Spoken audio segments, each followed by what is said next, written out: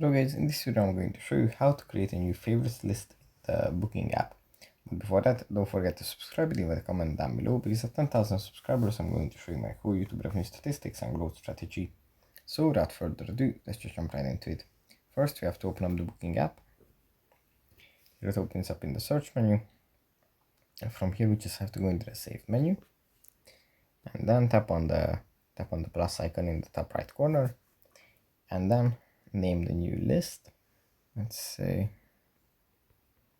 it's must see. And yeah, that's pretty much it, how you create a new list. And then we can start adding apartments, places to this list. And also we can share it with someone. So yeah, that's pretty much it for this video. Hope it was helpful for you guys, and I'll see you in the next one.